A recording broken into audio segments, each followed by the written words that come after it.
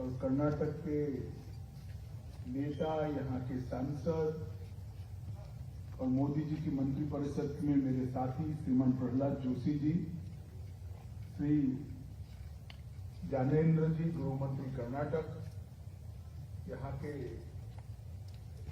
महिला और बाल विकास मंत्री हलप्पा जी, यहाँ के विधायक श्री अरविंद बेल्लाड जी, विधायक श्री अमृत देसाई जी, फॉरेंसिक साइंस यूनिवर्सिटी के कुलपति प्रोफेसर जेएम व्यास, हमारे कर्नाटक के डीजीपी और आज के इस छोटे मगर बहुत महत्वपूर्ण कार्यक्रम में यहाँ उपस्थित प्यारे भाइयों बहनों और विद्यार्थी मित्रों, आप सभी को नमस्कार। कर्नाटक राज्य में मैं जब पार्टी का अध्यक्ष था तब मेरा बहुत डिटेल दौरा हुआ है।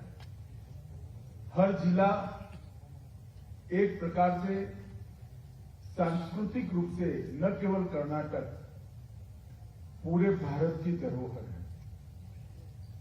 आजादी के आंदोलन में, स्वतंत्रता संग्राम में विदेशी ताकतों को रोकने के लिए 1857 से पहले भी कर्नाटक का बहुत बड़ा योगदान रहा है और कई ऐसी विभूतियां हैं जिन्होंने पूरे भारत के आजादी के आंदोलनकर्ताओं को प्रेरणा दी है। अभी धारवाड़ का शाब्दिक अर्थ निकालते हैं तो लंबी यात्रा में विराम स्थल, ऐसा इसका शाब्दिक अर्थ निकलता है। मालेनाडु क्षेत्र से मैदानी इलाकों में प्रवेश द्वार एक धारवाड़ अपना उस वक्त के यात्रियों के लिए आराम करने की और यहां पर पोज लेने की एक जगह बना हुआ था। और ये धारवाड़ जिला नेशनल फॉरेंसिक साइंस यूनिवर्सिटी के कैंपस के भूमि पूजन के साथ ही शिक्षा के क्षेत्र में और 2 कदम आगे बढ़कर कर्नाटक की शिक्षा में जो योगदान है देश में, उसको और 4 चांद लगाने का काम करेगा, इसका मुझे पूरा विश्वास है। मित्रों, नेशनल फॉरेंसिक साइंस यूनिवर्सिटी के लिए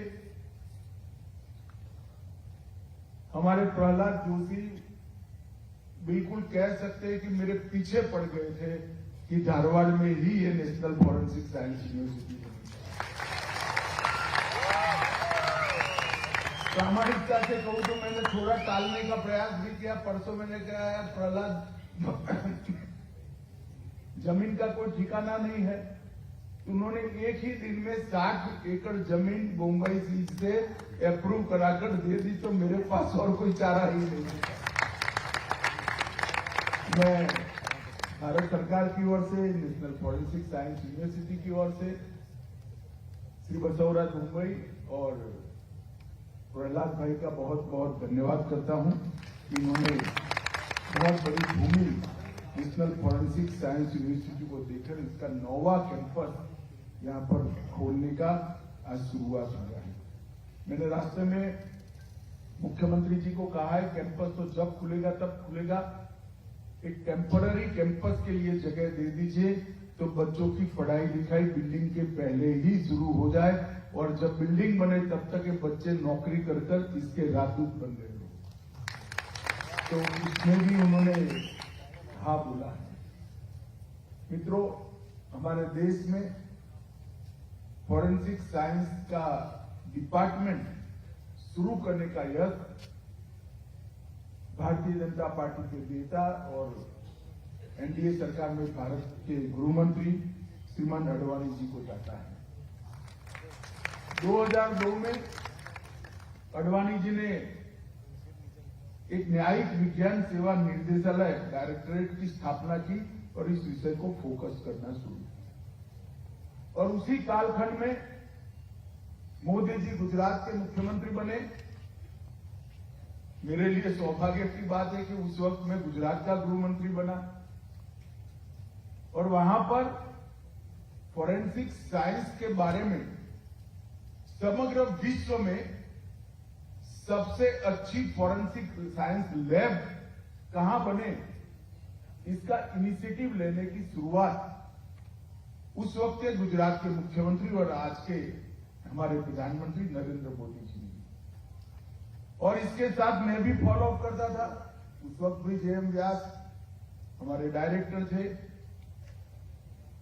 और जब इसको बढ़ाने की शुरुआत की तब एक्सपर्ट्स की बहुत बड़ी कमी सामने आई। इंस्ट्रूमेंट तो आ सकते हैं, बिल्डिंग भी बन सकता है, लेबोरेटरी भी बन सकती है, मगर इसके लिए फॉरेंसिक साइंस के क्षेत्र के अगर एक्सपर्ट नहीं मिलते हैं तो फॉरेंसिक साइंस का जो क्रिमिनल जस्टिस सिस्टम में योगदान हम सोचते हैं उसको जमीन पर नहीं उतारा जा सकता। तब मोदी जी ने निर्णय किया कि गुजरात के अंदर गुजरात फॉरेंसिक साइंस यूनिवर्सिटी बनाई जाए, जो बच्चों को 12th के बाद ही सीधा फॉरेंसिक साइंस के क्षेत्र में पढ़ाई लिखाई की व्यवस्था करे, बीएससी, एमएससी, डॉक्टरेट और बाद में रिसर्च की सारी सुविधा फॉरेंसिक साइंस के हर क्षेत्र के अंदर हो।